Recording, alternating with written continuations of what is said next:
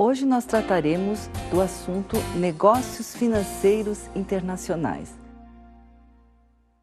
O fluxo de mercadorias e serviços entre os países sempre existiu.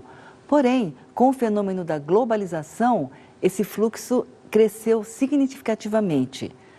No comércio internacional, os países ficam sujeitos a legislações diferentes. As empresas, as pessoas, para negociarem com países diferentes, sujeitam-se a legislações e moedas diferentes.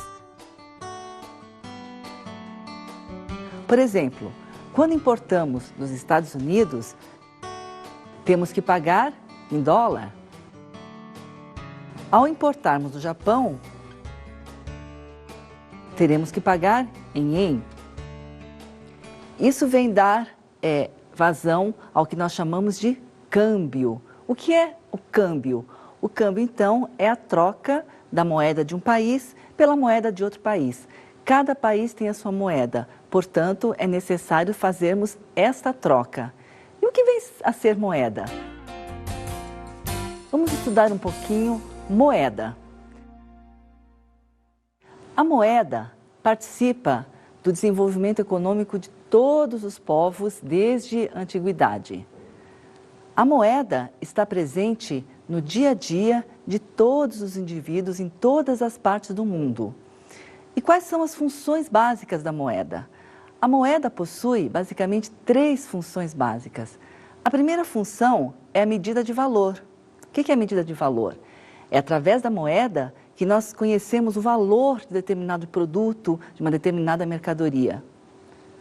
Como eu sei se uma moeda, se um produto, ela está caro, barato? Como é que eu sei? Pela medida de valor. E como é medido? Através da moeda. Um determinado produto que custe R$10, R$1.000, eu sei exatamente a quantidade, o preço, pela moeda. A outra função da moeda é um meio de pagamento. Ou seja, é através da moeda que eu faço os diversos pagamentos em geral. Por exemplo, quero comprar um pãozinho na padaria. Como eu pago? Através da moeda. Quero comprar uma coisa maior que seja. Eu utilizo a moeda. A moeda, portanto, serve como este meio de pagamento para eu efetuar todas as transações comerciais, financeiras. Obviamente, para a moeda funcionar como meio de pagamento, ela tem que ser aceita por toda a comunidade que a utiliza. A terceira função da moeda é a de reserva de valor. O que significa reserva de valor? Exatamente, ela é reservada, ela serve para pagamentos diferidos, para pagamentos no futuro. Por exemplo, quero comprar uma casa daqui a 2 ou 3 anos. O que eu posso fazer? Eu posso ir juntando a moeda, posso ir reservando essa moeda para no futuro utilizá-la para esse propósito. Ou seja, a moeda, ela reserva este valor. Aqui nós temos uma pequena observação sobre a questão da reserva de valor. Existe a questão da inflação. Obviamente, países que têm inflação perdem o seu valor, a moeda perde o seu valor.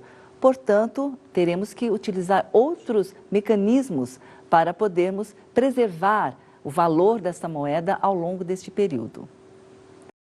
Histórico da moeda. Como a moeda foi evoluindo através dos tempos? Bem, o primeiro conhecimento que nós temos é do escambo. O que é o escambo? O escambo significa troca, troca de uma mercadoria por outra.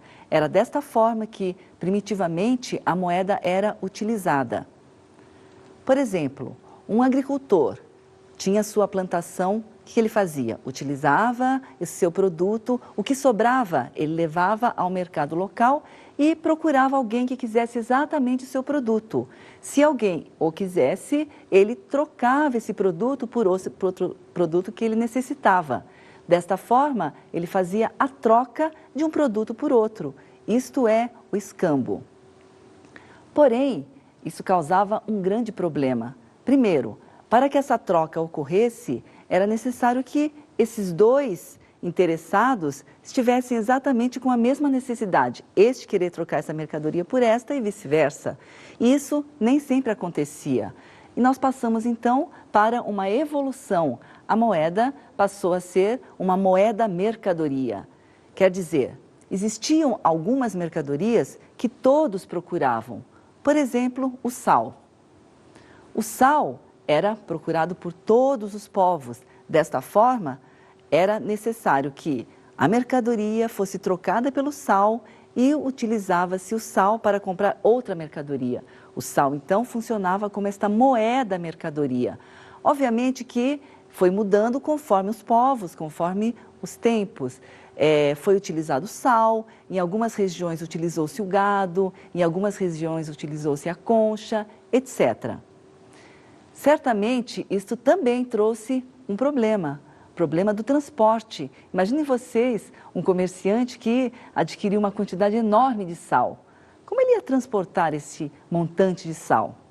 Então, passaram a surgir as moedas metálicas, ou seja, em vez de se utilizar mercadoria, passou-se a utilizar o metal. O metal tem uma série de propriedades que são muito boas, ou seja, tem a durabilidade, tem portabilidade e a homogeneidade. Desta forma, inicialmente utilizou-se barras de metal, depois esse metal foi cunhado.